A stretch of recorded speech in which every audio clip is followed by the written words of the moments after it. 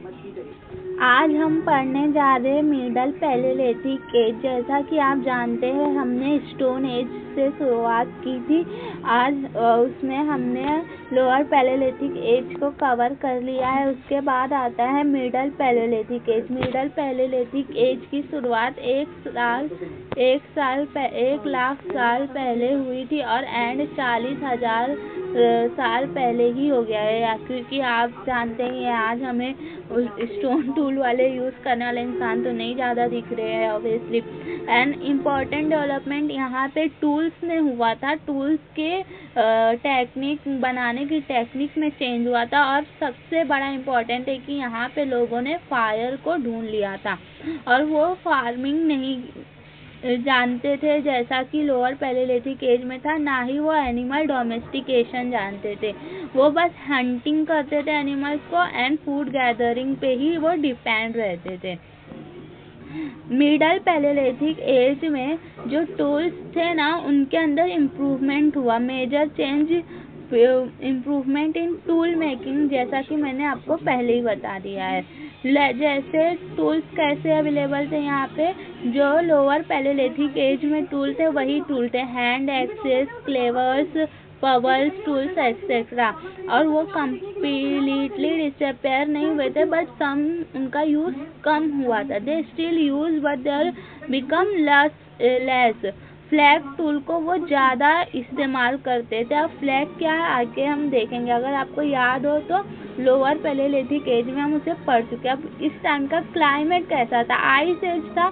Ice as आपको पता ही है कि पूरा अर्थ जो है आइस से कवर था। धीरे धीरे वो आइस पिघल रही थी, मगर अभी भी क्लाइमेट बहुत ठंडा था और ड्राई था, स्पेशली एल्टीट्यूड रीजन में। और जो ट्रॉपिकल रीजन थे वहाँ पे हैवी रेन हो रही थी, रेनफॉल इंक्रीज हो गया था।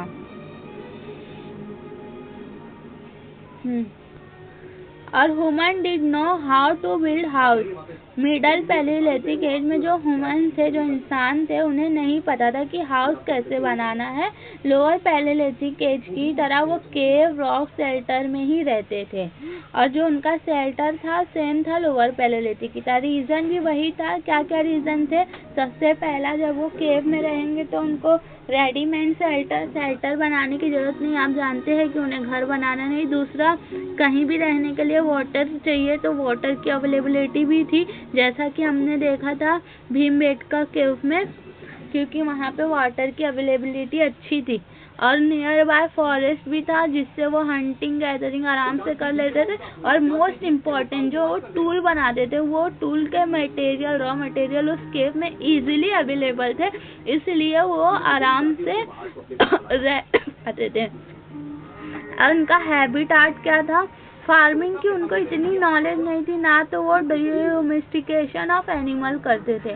एक्टिविटी मेन थी उनकी food hunting and food gathering, जो उन्हीं के ऊपर डिपेंड थे वो। अब मिडल पैलेलिथिक इसकी कुछ साइटें देखे इंडिया में। सेम साइट इन बेलन रिवर वैली, जो नियर थी मिर्जापुर, उत्तर प्रदेश में। Lower palaeolithic age, middle palaeolithic, मनी के एंड रॉक शेल्टर भी यहाँ पे थे। Soan river valley located in present day Pakistan में, जो कि प्रेजेंट डे पाकिस्तान में थे। और सेटलमेंट अभी यहाँ मिलता है। जो लोअर पैलेलिथिक और मिडल पैलेलिथिक में ये दोनों साइड अवेलेबल थी, इन्हें ध्यान रखिएगा। Distribution pattern of site generally where lower palaeolithic site are found, मतलब जहाँ पे लोअर पैलेलिथिक साइड थी वहीं पे हमें मिडल पैलेलिथिक साइड भी पाई गई, वहीं आसपास ही। मतलब लोगों का माइग्रेशन हो रहा था, बट इतना ज़्यादा नहीं हो रहा था। रीजन आप एक बार गो थ्रू कर लेना। अब most important topic stone tool. अब स्टोन टूल में क्या हुआ? Nature of stone tool same, कोई चेंज नहीं हुआ था इसके अंदर। मेथड, हाँ, इसके अंदर चेंज हुआ था। क्या चेंज हुआ था? जो लार्ज स्टोन वॉल्स था उसको वैसे ही उसको ब्रेक करके शार्प एज किया जाता था, 2 पार्ट्स में डिवाइड करते थे। जैसा हम लोअर पैलेलिथिक एज में कोर बिग पीस रहता था, फ्लैग स्मॉल पीस रहता था, मगर जो लोअर पैलेलिथिक एज था उसमें हम ज़्यादातर किसका यूज़ कर रहे थे, कोर का, मगर यहाँ मिडल पैलेलिथिक एज में हम किसका यूज़ करेंगे, फ्लैग का, कोर का नहीं।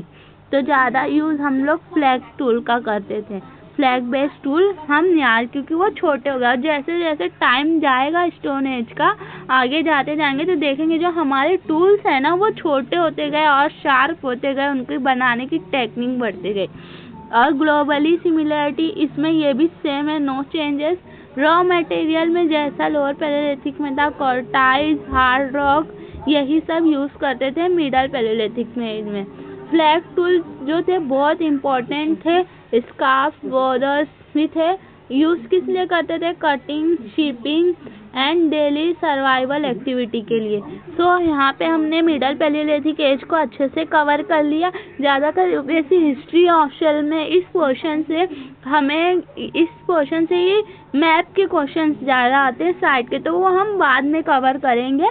पहले हम ये चारों अपना पेपर 1 पेपर 2 अच्छे से कवर कर ले, मैप के क्वेश्चन बाद में कवर करेंगे। Okay, thank you.